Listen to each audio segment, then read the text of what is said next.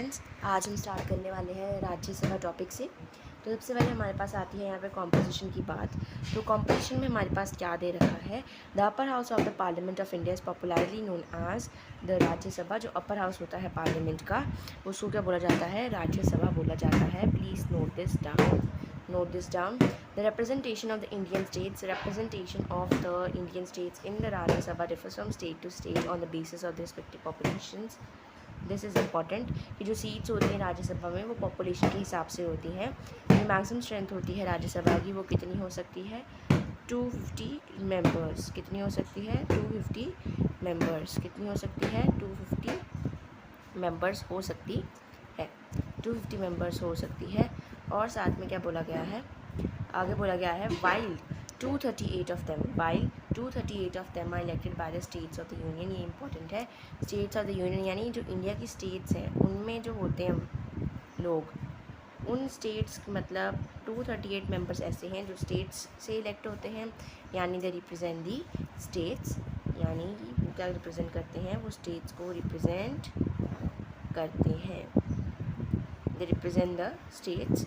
And आगे बताया गया है, moving to the next thing, हमारे पास क्या है कि जो 12 मेंबर्स होते हैं वो हमारा प्रेसिडेंट नॉमिनेट करता है। ये बहुत इंपॉर्टेंट है, ये पूछ लिया जाता है कि 12 मेंबर्स कौन नॉमिनेट करता है, क्या रेशो रहती है, कौन कैसे हमारा क्या आता है, अपॉइंट किया जाता है, नॉमिनेट किया जाता है। So this is important, you must know. कौन नॉमिनेट करता है, प्रेसिडेंट करता है। फ्रॉम द वेरियस, कितने हैं वो भी पता होने चाहिए आपको, हैं कितने मेंबर्स, 12 मेंबर्स हैं ऐसे जो प्रेसिडेंट से अपॉइंट होते हैं। Amongst the man of repute, among man of repute in various ways of life, यानी जो अपने ही फील्ड में जो एक्सेल करते हैं, मेरिट बेस्ड लोग होते हैं, अपनी फील्ड में एक्सेल करते हुए, जैसे साइंस हो गया, आर्ट हो गया, लिटरेचर हो गया, सोशल सर्विस हो गया।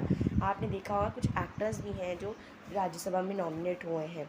तो आर्ट उसी पार्ट, आर्ट को आप actor, dance, music, art in सब चीज़ों का पार्ट है, मतलब ये सब चीज़ें आर्ट का पार्ट है।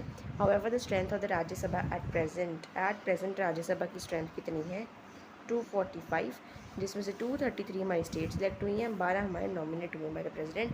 ये इंपॉर्टेंट आ जाता है, पूछ लेते हैं कि कैसे इलेक्ट किए जाते हैं the members of the Rajya Sabha.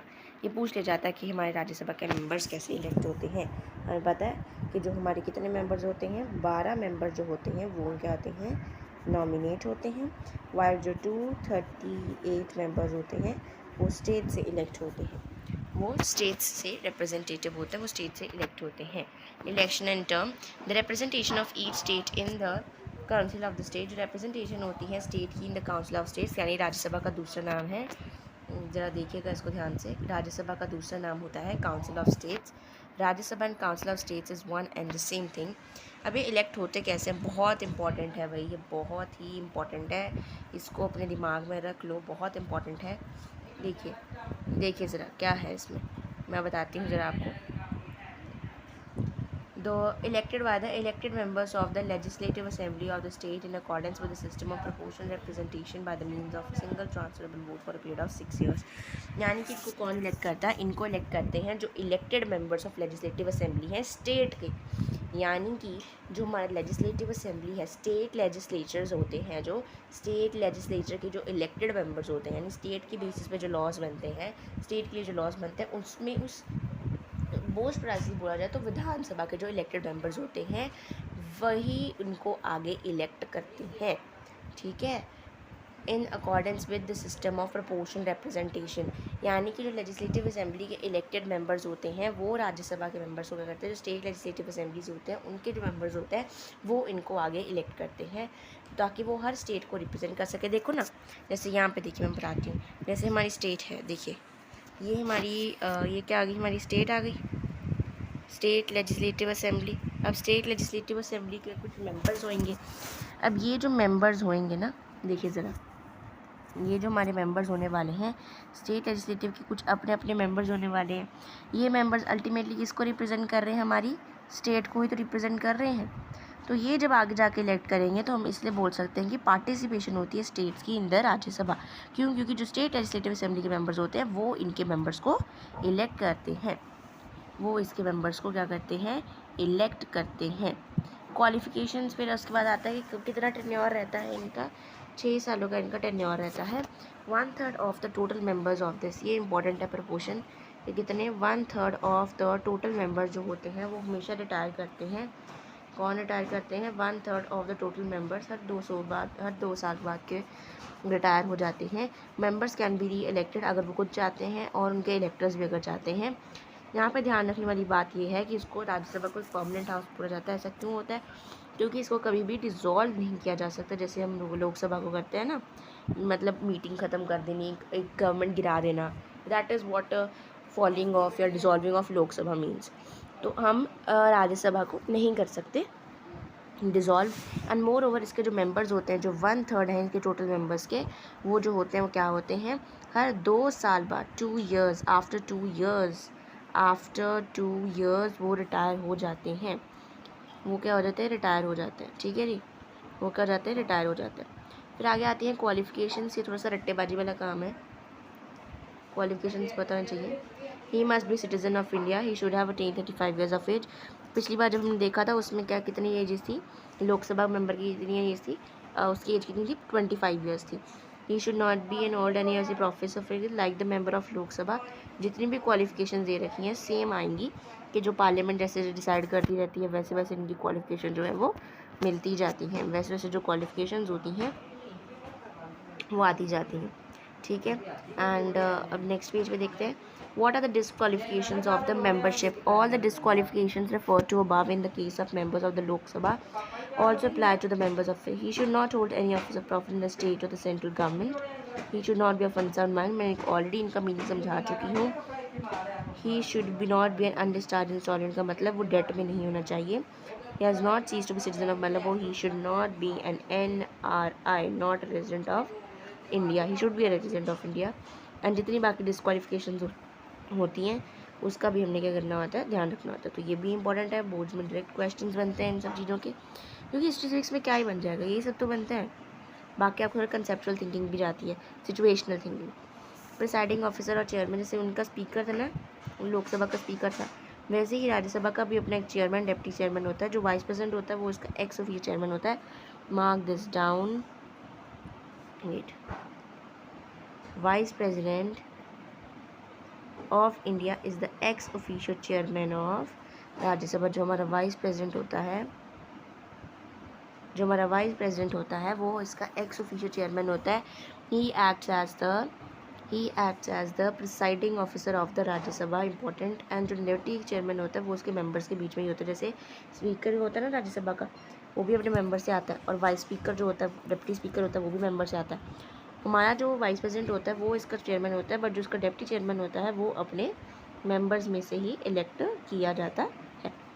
जो ड्यूटीज़ होती हैं चेयरमैन की वो वही सेम होती हैं, यानी अगर वो क्वेश्चन आए कि बताओ इसके फंक्शन क्या है, जो पावर्स एंड फंक्शन बता रखे थे इसके भी सेम आ जाएंगे। ठीक है। The deputy chairman acts as a chairman when the latter is not present, मतलब अगर चेयरमैन हमारा एब्सेंट है तो हमारा चेयरमैन जो होगा, डिप्टी चेयरमैन, वो एक्ट करेगा उसकी जगह। ठीक है। उसके बाद हमें बता रखा है, यहाँ को फ़ोटो दिखा रखी है, Jagdeep Dhankhar as the vice president of India. ये जो फ़ोटो के नीचे कैप्शन दिए होते हैं ना, ज़रूर इनको रीड किया कीजिए।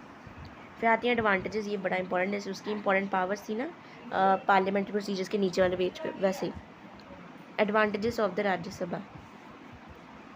Many great scientist, artist, literary person, scholars who feel shy of contesting the elections, जो फील करते हैं, शाय करते हैं किस चीज़ के लिए? You feel shy for contesting the elections.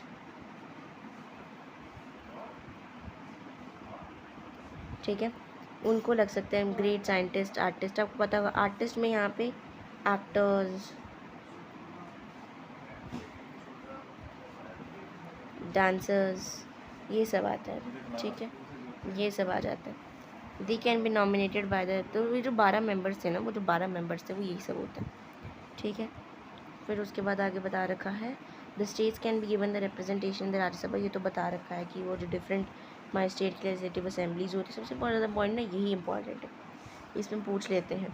तो how the states can be given the representation in the Rajya Sabha, actually वो उनके स्टेट लेजिस्लेटिव मेंबर्स के जो मेंबर होते हैं, जो लेजिस्लेटिव असेंबलीज के, विधानसभा के मेंबर्स हो गए, वही इनको इलेक्ट करते हैं। द राज्यसभा एक परमानेंट हाउस है, ये देखिए मैंने आपको बताया था, इंपॉर्टेंट क्वेश्चन है ये, इंपॉर्टेंट वही चीज़ बता रखी है कि उसको डिज़ोल्व नहीं करते। अगर वो डिज़ोल्व हो जाती तो उस केस में राज्यसभा आपकी शोल्डर करती है ऑल द रिस्पॉन्सिबिलिटी, एंड सारी रिस्पॉन्सिबिलिटी आपकी राज्यसभा निभाती है। राज्यसभा कैन डिक्लेयर कोई भी अगर सब्जेक्ट है जो स्टेट लिस्ट में इंक्लूड किया जाता है उसको आप एक नेशनल मैटर या नेशनल इंटरेस्ट का सब्जेक्ट, मतलब देखो हमारे ना एक्चुअली होता क्या कि जब लॉज बनते हैं ना तो वो 3 के बेसिस पे बनते हैं, मतलब 3 चीज़ें होती हैं। एक होती है हमारे पास यूनियन लिस्ट, एक होती है स्टेट लिस्ट, एक होती है कॉन्करेंट लिस्ट। कॉन्करेंट लिस्ट में कौन से आता है वो आपने छोटी क्लास में पढ़ा हुआ, 9th क्लास में चैप्टर है उसमें बताया हुआ है। ये कॉन्करेंट लिस्ट वो होती है जिसको यूनियन लिस्ट और स्टेट लिस्ट दोनों में नहीं रखा जाता, तो जो बचे कुचे होते हैं उनको इसमें कॉन्करेंट लिस्ट में डाल दिया जाता है। यूनियन लिस्ट पे जो लॉज बनने हैं वो सिर्फ आपकी यूनियन लेजिस्लेचर बनाती है, स्टेट लिस्ट पे सिर्फ स्टेट लेजिस्लेचर, और यहाँ पे दोनों बना सकते हैं, है ना। बट डेफिनेटली यूनियन लिस्ट का अपर हैंड रहता है, स्टेट लिस्ट का नहीं रहता इसके केस में बता रही हूँ, ठीक है। तो वही है कि अगर कोई सब्जेक्ट है जो स्टेट लिस्ट में इंक्लूड हो रहा है, यानी कि अगर कोई ऐसा सब्जेक्ट है जो स्टेट लिस्ट में आ रहा है तो यूनियन लिस्ट को लगता है कि नहीं यार ये ना अच्छा है, मतलब राज्यसभा को लगता है कि यार नहीं ये ऐसा एक मैटर है, इस पे लॉ तो हमें ही बनाना चाहिए, अच्छा रहेगा, तो वो वाला मैटर वो स्टेट लिस्ट से उठा के यूनियन लिस्ट में कर सकता है ताकि वो उस पर लॉ बना सके, ठीक है। Rajya Sabha can also decide by 2/3 service to set up an all India new service. This is also important कि जो ऑल इंडिया सर्विसेज होती हैं, ऑल इंडिया सर्विसेज से क्या मतलब है, ऑल इंडिया सर्विसेज यानी कि जो वर्ल्ड वाइड इंडिया, मतलब वर्ल्ड वाइड नहीं, मतलब इन पैन इंडिया में पूरे पैन इंडिया में, होल इंडिया में आपकी जो सर्विसेज होती हैं उनके रिगार्डिंग ये बताया गया है कि जो हमारी जो सर्विसेज आती हैं, ठीक है, उनके बारे में यहाँ पे बात करी गई है कि जितनी भी सर्विसेज होती हैं वो जो है मतलब जो ऑल इंडिया है तो उनकी अगर 2/3 मेजॉरिटी कर सकती है